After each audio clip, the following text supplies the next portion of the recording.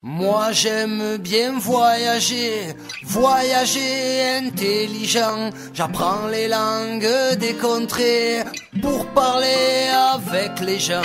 Hey. Itinérance, une émission réalisée et proposée par Sylviane sur Radio Alliance Plus. Moi j'aime bien voyager. Voyager en Chine, ce n'est pas voyager dans un pays, c'est voyager dans un continent et je vais vous donner quelques chiffres pour bien comprendre que c'est un continent. 9 677 009 km², immensité. Première population mondiale avec 1 350 millions d'habitants. C'est le 5e de la population mondiale, le quart de la population d'Asie. Donc une Chine immense. Nous ne parlerons là que de la République populaire de Chine, celle qui est née avec Mao Zedong en 1949. Une Chine qui, du nord au sud, fait 5500 km, d'ouest en est 5300 km à vol d'oiseau. Deux autres critères de dimension, le fleuve bleu, le Yangtze, 6300 km de long, c'est le 3e fleuve mondial après l'Amazone et le Nil, et le Huanghe, le fleuve jaune, 5464 km. Donc immensité de ce continent, immensité de ce pays, et pourtant, signaler que, vu les remous de l'histoire et le régime, il n'y a qu'un seul fuseau horaire en Chine. C'est +8 par rapport au temps universel. Alors pour visiter ce continent, il faudra 3 émissions et nous allons écouter Laure Ozannon, sinologue, nous parler d'aspects chinois. Aujourd'hui, ça sera surtout les disparités, les très nombreuses disparités déjà liées à la nature, à l'immensité, la langue, des rappels historiques. Et tout au long de ces 3 émissions, aujourd'hui la première, progressivement, nous essaierons de comprendre le mode de la pensée chinoise. Écoutons Laure Ozannon. Bonjour Laure Ozannon. Bonjour. Donc vous avez la gentillesse de nous consacrer beaucoup de temps sur la Chine, parce que vous êtes sinologue, spécialiste de la Chine. Vous y avez vécu, vous avez fait des études, vous avez voyagé, vous encadrez des groupes. Et vous êtes passionné de la Chine. Et on va se laisser porter un peu par vos envies, votre volonté de parler, de transmettre quelque chose. Voilà. Donc, merci déjà. Si on voulait aller en Chine, il faudrait faire combien de circuits pour avoir une idée correcte de la Chine? Je pense que si on ne connaît pas la Chine, on fait un premier circuit Pékin, Xi'an, Shanghai, avec une extension vers Guilin dans le sud, ce que j'appelle la Chine classique, dite classique.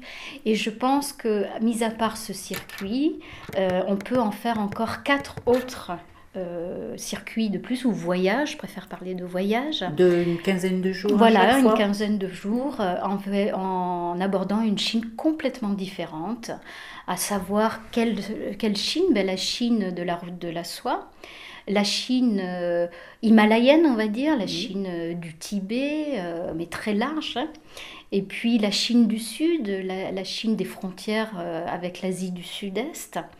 Et puis la Chine du fleuve, du grand fleuve qu'on appelle nous le fleuve bleu, le Yangtze, mais que les Chinois appellent le Changjiang, le long fleuve. Voilà, je pense que déjà là, on a une bonne idée de la Chine. Alors la Chine, que voulez-vous transmettre en fait de la Chine? C'est une connaissance touristique, non? C'est une connaissance d'une civilisation, d'une évolution, Quel est votre but? Parce que vous faites des conférences aussi, donc... C'est difficile, parce qu'en fait, ça occupe ma vie depuis 20 ans. Alors, c'est difficile de résumer 20 ans en une émission, mais ce que j'aimerais transmettre, moi, Laure Ozannon, c'est mon expérience avec ce géant asiatique et comment je l'ai vu évoluer en 20 ans. Quand je suis arrivée en Chine en 1990, à l'époque, il y avait par exemple une monnaie spécial pour les étrangers et la Chine était ouverte au voyage individuel, on va dire, depuis seulement 5 ans, ce qui n'est pas beaucoup en 90. Hein. Il faut rappeler que Mao est mort en 1976, donc en 90, c'était vraiment les balbutiements d'une nouvelle Chine. D'une ouverture, du moins, d'une ouverture sur le monde extérieur. C'est un pays qui a été verrouillé, cadenassé, où en fait il fallait une invitation pour y aller. Donc cette Chine, je l'ai vue évoluer. À l'époque, on parlait d'un pays du tiers-monde. Aujourd'hui, on parle de la seconde économie mondiale. Et c'est vrai que quand j'arrive à Canton en 90 pour faire un cycle universitaire d'1 an,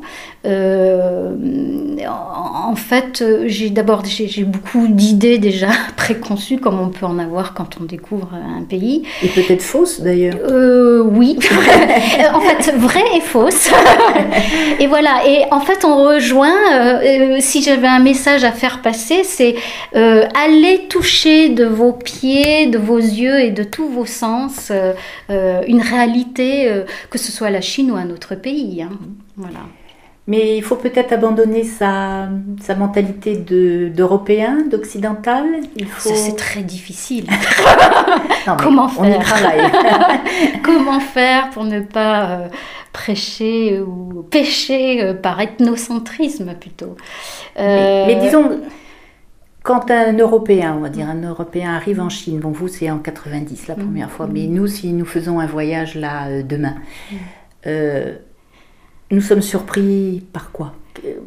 Quelle est peut-être la plus grande différence ou quel est peut-être le plus grand choc?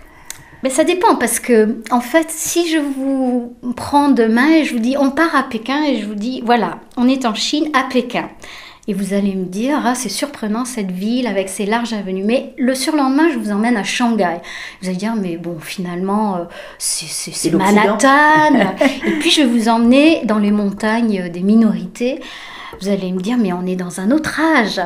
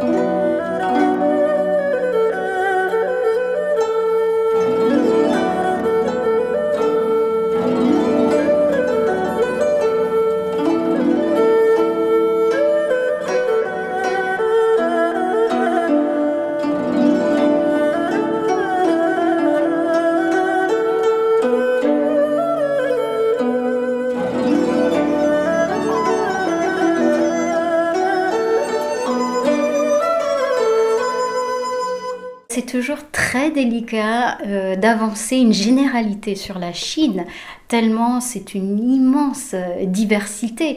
Et je crois que le gouvernement central contribue aussi à donner cette illusion d'unité nationale, alors qu'il y a une immense diversité dans les langues, dans les populations, et puis géographiquement aussi, tout simplement. Même à l'intérieur du pays, on n'est pas le même chinois du nord au sud, d'est en ouest. Oui, c'est pas un État fédéral comme les États-Unis, donc il y a vraiment une politique centrale et vous la ressentez en Chine? On la ressent en Chine? Absolument, je la ressens pour ce qui est des relations politiques, des provinces, mais ce que je ressens le plus, c'est les grandes disparités.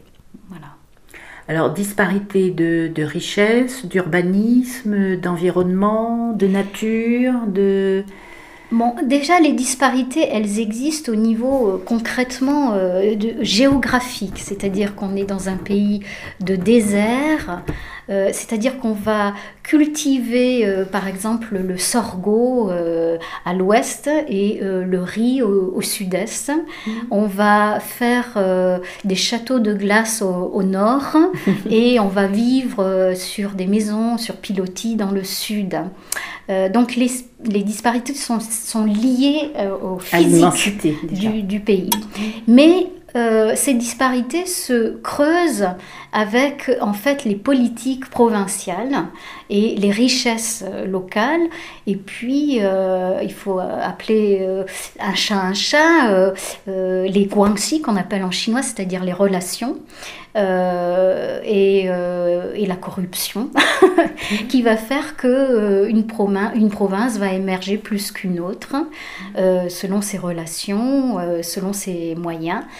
Et puis, il y a aussi disparité entre les villes et les campagnes. Ceci dit, à la mort de Mao en 1976, donc 90% de la population est rurale. Je dis rurale, pas forcément paysanne, parce que pour garder la même échelle, et aujourd'hui, elle est à 40% rurale. Donc, ça veut dire qu'il y a eu un basculement phénoménal en 20 ans.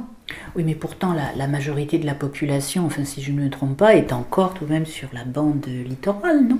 Ce sont les Han qui sont sur la bande littorale.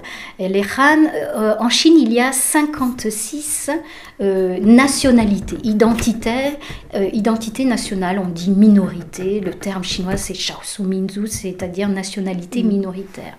La principale sont les Han, H-A-N, les Han, qui représentent 90% de la population et qui se répartissent sur cette bande littorale sur 10% du territoire. Mais 10% de la population minoritaire, hors Han, occupe 90% du territoire. Vous voyez, c'est les...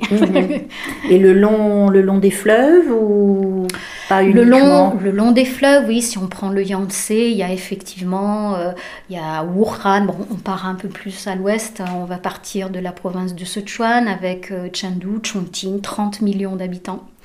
Wuhan et puis Shanghai, et puis le fleuve jaune un peu plus au nord.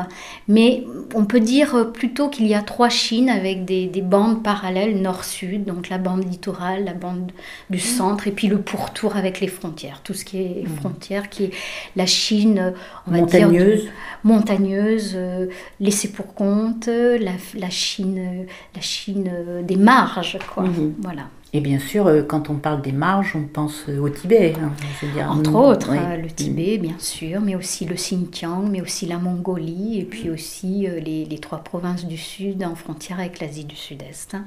Oui, donc nous sommes de plus en plus convaincus qu'il est difficile de connaître la Chine et de parler de la Chine dans une globalité. Voilà. Mais le plus important, c'est de faire le premier pas, le chemin se fait ensuite.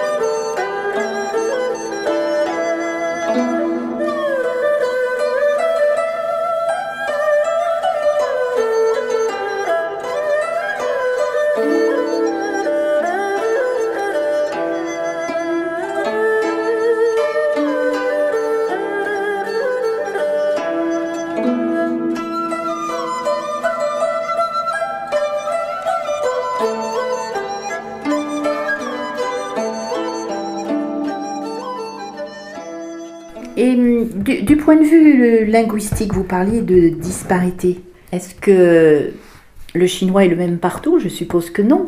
Donc, quand vous avez fait vos études, je pense que c'est difficile d'apprendre le chinois et on arrive à se faire comprendre dans toute la Chine. Voilà, alors la langue, parlons de la langue. Nous disons que les Chinois parlent chinois, bien sûr, ou mandarin. Ouais. On dit ce terme mandarin, du mandarinat qui est complètement dépassé parce qu'il n'y a plus de mandarin en Chine. Les Chinois, eux, disent Putonghua, c'est-à-dire la langue véhiculaire. Donc, c'est la langue que l'on parle à Pékin. Et c'est la langue que l'on nous enseigne en dehors de la Chine par les instituts Confucius, par exemple, qui sont l'équivalent de l'Alliance française à l'étranger. Donc, effectivement, il y a autant de langues qu'il y a de populations. Alors, je vous ai dit, il y en a 56 officiellement reconnus, mais il y en a beaucoup plus que ça, en fait. Et donc, c'est une volonté du gouvernement central, justement, par le biais de la langue, d'unifier le pays et de donner cette langue véhiculaire pour tout le pays, qui est donc systématiquement enseignée à l'école, et qui est l'école qui est obligatoire. Voilà, donc ça s'appelle le chinois commun, on va dire. Et même au fin fond des marges dont vous avez parlé, il y a ce chinois véhiculaire. C'est obligatoire en milieu scolaire, mais l'enseignement est bilingue. L'enseignement peut être bilingue, voilà. Donc en fait, on en revient par la langue à cette volonté de centralisation contre laquelle tout de même Mao avait théoriquement lutté. Il voulait déplacer la population vers l'ouest et en fait, on s'aperçoit que non. Alors comment vous expliquez tout de même que la majorité de la population reste dans cette bande parallèle de l'Est? Finalement, la volonté de déplacer la population vers l'ouest de Mao, elle s'accomplit finalement parce que si on regarde la Chine n'est pas un pays qui a colonisé, mais c'est un pays qui phagocyte le pourtour par le nombre. Donc en fait, il va déplacer de toute façon les populations par des moyens attractifs qui vont être le ressort économique, qui va être le ressort économique. Donc il y a des provinces déshéritées, on va dire, comme les provinces du Hunan, du Henan, du Shandong, du Guizhou. C'est des provinces rurales, si je comprends bien. Absolument, voilà. Où en fait, les gens vont abandonner leurs terres parce que de toute façon, la terre ne leur appartient pas, la terre appartient à l'État en Chine. Elle est attribuée pour un bail de 50 ans. Bon, je ne vais pas rentrer dans les détails. Et donc, les Chinois préfèrent partir à Lhasa, par exemple. Je vais prendre un sujet. Et ils vont ouvrir un petit commerce là-bas et puis s'enrichir comme ça, en ouvrant un petit commerce, puis en prospérant. Donc, la Chine s'agrandit en fait en diffusant et installant sa population Han sur le pourtour. Pour revenir à la langue aussi, moi je suis arrivée en Chine donc en 90, je me suis installée à Canton. C'est pas le meilleur endroit pour apprendre le chinois, on est d'accord, parce qu'on parle cantonais. Le cantonais c'est une langue qui a 8 tons, qui a plus d'acquaintance, on va dire, avec le vietnamien, qui est voisin, que le chinois de Pékin. Ce qui fait que un pékinois et un cantonais ne se comprennent absolument pas, ils parlent une langue différente, mais l'écriture est la même. C'est comme sous Louis XIV où un breton ne comprenait pas un basque, quoi. Absolument. En fait, voilà. Là, on est au XXIe siècle. Au XXIe siècle, dans un pays tout de même beaucoup plus vaste. Absolument.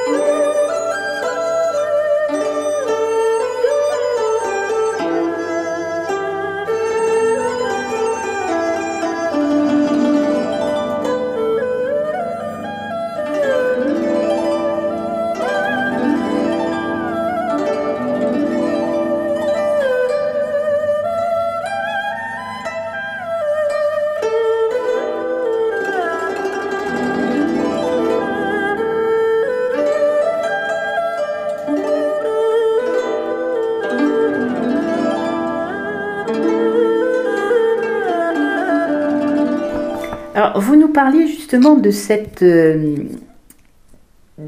du rapprochement, enfin de la similitude avec le vietnamien. Quelle est la spécificité peut-être de la Chine dans l'Asie? Parce que là, nous allons parler de la Chine, mais qui est votre pays de... je sais pas, de cœur, de... Mon pays, on va dire, d'études et de lancement vers l'Asie, parce qu'en fait, voilà, je suis allée vers l'Asie en abordant le géant asiatique. Comment aborder l'Asie? C'est la question que je me suis posée à 17 ans. Je veux aller en Asie. Alors j'ai pris une carte et puis j'ai dit, ben voilà, le plus grand pays d'Asie, c'est la Chine. Il fallait commencer par quelque chose. J'ai dit, bon, on va prendre le gros morceau. Donc, sa situation par rapport... alors là, on est pratiquement dans une question géopolitique, en fait. Comment dire? D'abord, c'est un pays qui a une très longue histoire, donc qui se pose réellement par rapport à ça, et qui se pose aussi par rapport à l'Inde, qui a aussi une longue histoire, une civilisation importante. Et puis, elle est dans des aires d'influence maintenant, mais qui se jouent beaucoup sur l'économie et l'énergétique. Bon, il faut savoir que c'est une civilisation qui a à l'origine de nombreuses inventions. Là, bon, c'est presque une vérité de la palissade.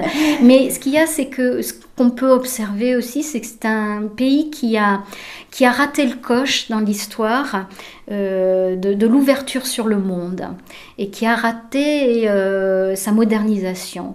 Et elle a mis les bouchées doubles, triples, quadruples ces 20-30 dernières années pour réoccuper une position de choix sur les décisions internationales, on va dire.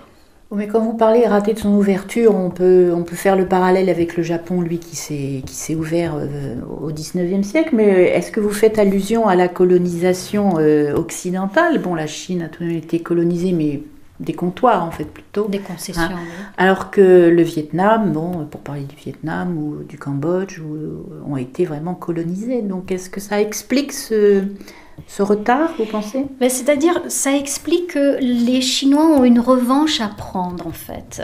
Ont une revanche à prendre, il faut le comprendre que, en fait, les Occidentaux voulaient ouvrir des échanges commerciaux, mais il y a un jeu international. C'était les Anglais, ils avaient leur comptoir en Inde déjà.